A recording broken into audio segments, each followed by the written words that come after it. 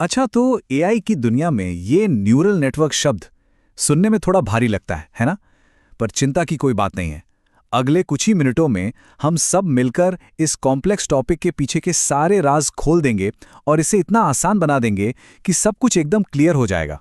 चलिए, एक सवाल से शुरुआत करते हैं। जरा सोचिए, क्या कोई कंप्यूटर बस इस घर का साइज देखकर इसकी सही कीमत का अंदाजा लगा सकता है अपने आप? सुनने में अजीब लगता है, पर मशीन लर्निंग की पूरी दुनिया की नींव बस इसी एक सवाल पर टिकी है। अब देखिए, हम इंसान तो इस पैटर्न को एक सेकंड में पकड़ लेते हैं। अरे 1000 स्क्वायर फीट 200 के का है, 1500 पे 300 के, अच्छा मतलब हर स्क्वायर फीट का दाम करीब करीब $200 पड़ रहा है। सिंपल। पर असली चैलेंज ये है कि एक मशीन को ये गणित वाला रिश्ता अपने आप ढूंढना कैसे सिखाया जाए। इसका जवाब छिपा है एक बहुत ही मजेदार कॉन्सेप्ट में, जिसे कहते हैं द लर्निंग लूप। ये कोई मुश्किल मैथ्स नहीं है, बल्कि एक बहुत ही सिंपल और कमाल का पावरफुल 4 स्टेप का चक्कर है। चलिए, इस लूप को ना थोड़ा तोड़कर समझते हैं। स्टेप 1, मशीन एक बिल्कुल रैंडम गेस से शुरू करती है, कुछ भी। स्टेप 2, फिर वो देखती है कि उसका अंदाजा असलियत से कितना दूर है, मतलब एरर कितना है। स्टेप 3, वो खुद को थोड़ा सा एडजस्ट करती है ताकि अगली बार गलती थोड़ी कम हो। और स्टेप 4, इसी प्रोसेस को लाखों करोड़ों अरबों बार दोहराया जाता है।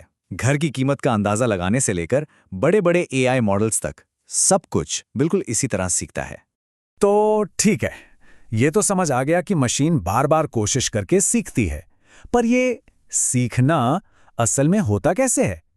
इसके लिए हमें न्यूरल नेटवर्क के सबसे छोटे, सबसे बुनियादी हिस्से को समझना होगा, जिसे कहते हैं एक न्यूरॉन। और नहीं, ये हमारे दिमाग वाले न्यूरॉन्स बिल्कुल नहीं है। एआई की दुनिया में एक न्यूरॉन को बस एक छोटा सा नन्हा सा कैलकुलेटर समझिए। बस ये एक सिंपल सा मैथ फंक्शन है जो कुछ जानकारी लेता है और इसके आधार पर एक फैसला सुनाता है। एक न्यूरॉन के सिर्फ 3 बहुत ही आसान काम होते हैं। पहला, वो इनपुट लेता है, जैसे हमारे केस में घर का साइज। दूसरा, वो उस इनपुट को एक वेट से गुणा करता है। अब ये वेट क्या है?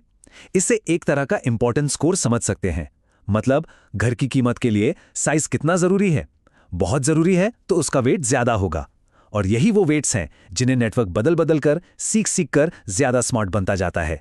और तीसरा काम, यह फैसला करना कि सिग्नल को आगे भेजना है या नहीं। इसे कहते हैं एक्टिवेशन। लेकिन यहां एक प्रॉब्लम है।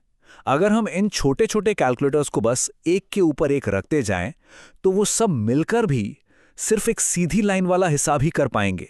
ये बिल्कुल वैसा ही है जैसे बहुत सारे सिंपल कैलकुलेटर को जोड़ने पर भी वो सिर्फ जोड़ घटा ही कर सकते हैं, कोई कॉम्प्लेक्स काम नहीं। इसका मतलब 100 परतें भी एक परत से बेहतर नहीं होती। इसी को लीनियरिटी प्रॉब्लम कहते हैं। और इस प्रॉब्लम का सॉल्यूशन है एक्टिवेशन फंक्शन। ये वो सीक्रेट मसाला है जो गणित में मोड़ या बेंड्स डालता है। इसकी वजह से नेटवर्क सीधी लाइनों के अलावा असल दुनिया के टेढ़े मेढ़े कॉम्प्लेक्स पैटर्न्स भी सीख पाता है। क्योंकि असल दुनिया में हर चीज सीधी लाइन में तो नहीं चलती है ना। जैसे घर का साइज बढ़ने पर कीमत बढ़ती है, पर एक लिमिट के बाद शायद उतनी तेजी से नहीं बढ़ती।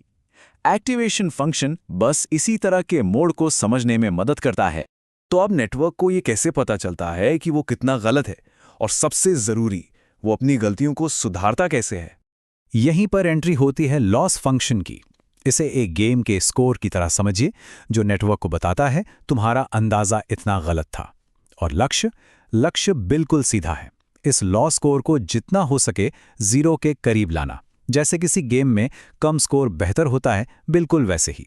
अब आता है सबसे बड़ा सवाल। ठीक है, नेटवर्क ने गलती कर दी, लॉस स्कोर भी मिल गया, लेकिन इस गलती के लिए कौन से खास वेट जिम्मेदार हैं? गड़बड़ हुई कहां? इसका जवाब है बैक प्रोपेगेशन। ये एक तरह से दोषी को ढूंढने की प्रक्रिया है। नेटवर्क अपनी गलती के सिग्नल को आउटपुट से वापस पीछे की तरफ भेजता है, ये पता लगाने के लिए कि किस वेट ने सबसे ज्यादा गड़बड़ की।